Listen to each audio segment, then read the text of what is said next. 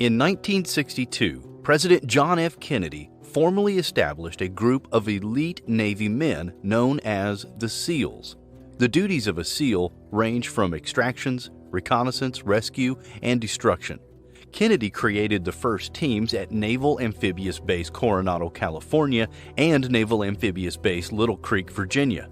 These teams were created to do extraordinary things for the United States and have left a long legacy, often entailing secret fame among their ranks.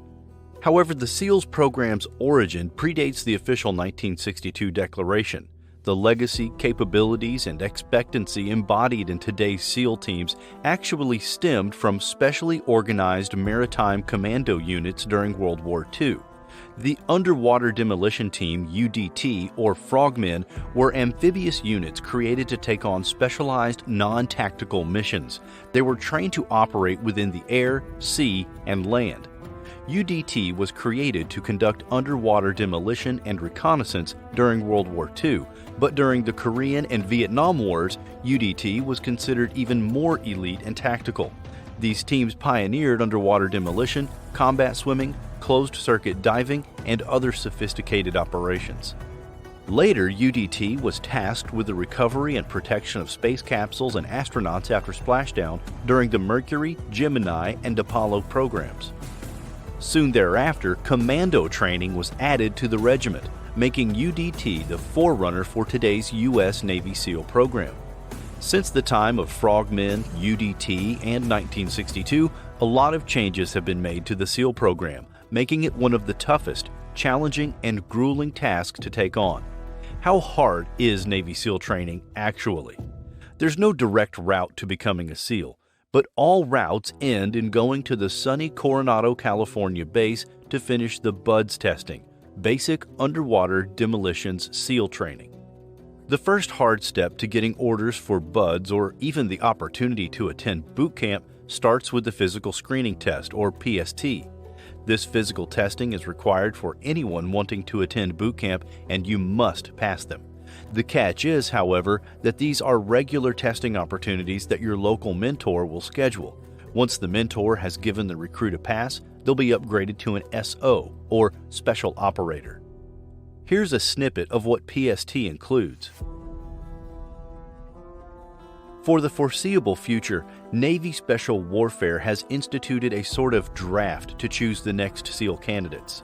When participating in PST with BUDS in mind, a recruit's scores are put into a competitive pool. The best scores are submitted to a nationwide competition, and only the best of the best are chosen first. The better a recruit's PST scores, the more likely they will be selected as BUDS' next candidate. Achieving above or beyond the recommended standard is a critical facet in going to SEAL training. All future recruits will report to Great Lakes, Illinois to attend basic military training. If you're going into the Navy intending to become a SEAL as soon as possible, you'll be required to take and pass the Special Warfare Operations PST again. If a recruit passes the PST at boot camp, then they're officially a part of the pre-training SEAL community. Not too long after, depending on their scores, the recruit will receive their orders to begin SEAL training. Other routes to attending BUDS can be considered, especially if the recruit is on the fence about it. A much longer path to BUDS, consisting of enlisting, attending boot camp, and serving for a while until deciding to try out. This route also applies to officers as well. Unlike the former, the latter path can be much harder, likely for the next 2 or more years. A recruit's life will consist of regular Navy command, working, and adding in extra workouts at night in preparation for the BUDS PST. The ability to gain above-average PST scores requires immense focus, strength, and determination to achieve. Many enlisted and officer SEALs have chosen this route and succeeded, but it's a challenge either way. Being on active duty or even stationed on a ship while training for the PST shows the right kind of determination and desire the program is looking for. Another potential route is the Navy SEAL Officer Program. The first step after signing up is to attend the Naval Academy. Once there, recruits will train with other like-minded classmates who train every day for BUDS. Active duty SEALs are there to help these recruits with their training and will start a screening process in their junior year. All recruits in this program will take dozens of PSTs as well as endure the BUD/S screening. This screening is a 36-hour-long event that throws all kinds of curveballs at the recruits. SEAL mentors don't go easy on the recruits and will throw in the worst test sampled from the BUD/S program. Ironically, this path is the hardest path to BUD/S. By the time the recruits enter their senior year, only 40 to 60 students will be left out of maybe 100 or more. This number will continue to dwindle through the final year of schooling as there are only 20 to 30 slots open each year to move forward. By this point, however, the individuals left are highly qualified and certain factors will be taken into account when deciding who moves on. Things like grades, leadership, jobs, athletic events, foreign languages, and even community service hours can weigh in on the selection process. These recruits will be judged by a group of SEAL officers and senior enlisted during a personal interview while attending the SEAL officer assessment and selection training. There are a couple more routes into BUD/S, but they're not as popular. Going to college under a Navy ROTC program and officer candidate school are other options. Not every SEAL candidate is required to have a college degree, but it certainly doesn't hurt your chances either. After all, physical fitness and mental toughness are not the only deciding factors. Once a recruit receives orders for BUD/S, they'll be transported into a world of hurt, literally and figuratively. BUD/S training curriculum runs through 6 months and begins with prep school. Here, a candidate's physical readiness will be assessed through rigorous activity based on what they'll see during the official program. Prep school ends with, you guessed it, a modified PST. The test consists of a 1,000-meter swim, push-ups, pull-ups, sit-ups, and a timed 4-mile run. The minimum standards are as follows. Candidates who do not pass the modified PST will be removed from training and reclassified to other jobs they may succeed in within the Navy. The next stage is basic orientation and an overall intro into BUD/S. This is a 3-week course that introduces the candidates to Coronado, the Special Warfare Center, and the BUD/S lifestyle, their new lifestyle. The instructor will give candidates a run-through of the obstacle course, physical training, and other unique aspects of the BUD/S program. This is in preparation for day 1 of the first phase, and a warning to those of what's to come. Basic conditioning is 7 weeks long and strives to develop the candidate's physical training, water competency, and mental tenacity, all while building a new sense of teamwork. Each week, the class is expected to add more running, swimming, and calisthenics into their regiment than the weeks before. Each recruit's performance is measured by a 4-mile timed run, a timed obstacle course, and a timed 2-mile swim. In addition to intense PT, the class begins learning how to conduct hydrographic survey operations. By the end of the first phase, many candidates begin to question their life choices and why they're at BUD/S. The challenging requirements will only continue to skyrocket, and they know that. A significant number of candidates will decide to drop on request, or DOR, and leave the program. Usually, the 4th week of training is when the BUD/S program watches their numbers drop drastically. The 4th week is commonly and famously known as Hell Week. Hell Week is a grueling 5.5-day stretch where each candidate may only sleep for 4 total hours. In the 120-hour-long event, candidates are tested on just how strong their desire to become a SEAL really is. Candidates will log more than 200 miles of running, swimming, and paddling boats. In a single day, PT may exceed 20 hours.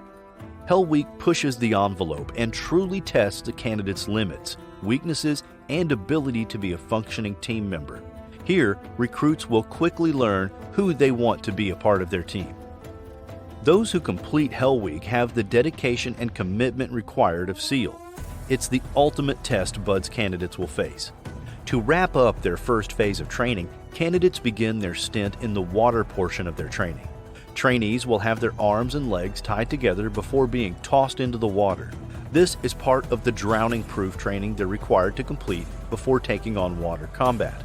The next phase is combat diving, which introduces underwater skills that are unique only to the Navy SEALs. During the second phase, candidates become basic combat swimmers and learn open and closed circuit diving. Candidates who demonstrate a higher comfort level in the water and the ability to perform in stressful or uncomfortable environments will excel. Those who do not will struggle to succeed and carry on. The third phase of BUDS is land warfare training and involves basic weapons, demolitions, land navigation, patrolling, rappelling, marksmanship, and small unit tactics. This phase is 7 weeks long but is split into 2 different parts. The first half of Phase 3 is learning the tactics and becoming familiar with them. In the next half, candidates are taken 60 miles west to San Clemente Island to demonstrate the skills they've learned. These skills include an over-the-beach exercise, patrol exercises, detonating explosive charges, and live fire exercises. 58 miles to the east of Coronado, candidates are taken to Mount Laguna as part of an individual land navigation exercise. Basic land navigation is a critical skill for SEALs to be proficient in. They learn how to read a map, plot coordinates, and navigate various types of terrain. Students must plot coordinates and navigate the mountain with the tools provided to them so they arrive at their checkpoints.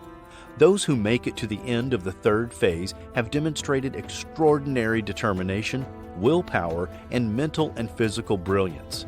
Graduation from BUDS is not something to take lightly, but these special warfare operators have a long way to go before they get the honor of pinning on a trident and becoming an official SEAL.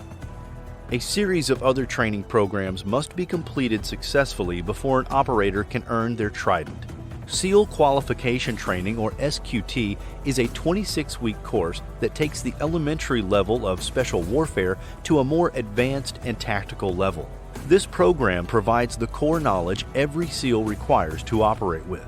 This includes additional weapons training, close-quarter combat, unarmed combat, cold weather training in Alaska, medical skills, and maritime operations. Before graduation, operators must attend Survival, Evasion, Resistance, and Escape Training, or SERE training. Graduation from SQT culminates in the awarding of the coveted trident that all SEALs proudly wear. Operators are granted the Navy Enlisted Classification, or NEC, 5326 Combat Swimmer SEAL, or 1130 Special Warfare SEAL Officer. New SEALs are immediately assigned to a team at Coronado, California, or Little Creek, Virginia, where they begin even more advanced training before deployment. Once more, these once candidates, now SEALs, face another 3-phase training course where individual operators attend formal or informal schools for 12 to 18 months. The SEALs will earn the required qualifications and designations that allow the platoon they're assigned to perform as an operational combat team. Phase 1 is dependent on the team's and platoon's needs at the time and varies in courses. Phase 2 is unit-level training and training in their core mission area skills. Phase 3, the final stage before deployment, is group-level training. The last 6 months is a block wherein a troop conducts further advanced training with special enablers of a SEAL squadron. Special boat teams, or SWCC, intelligence teams, or SIHI-ETC, cryptologic support teams, communication medical teams, MCT or JCSE, EOD, interpreters, linguists, and more. A final certification, the CERTEX, is conducted with the entire SEAL squadron. Once complete, a SEAL team becomes a certified for deployment SEAL squadron. That's all we have for today. If you enjoyed this video, give us a thumbs up and subscribe. Until next time.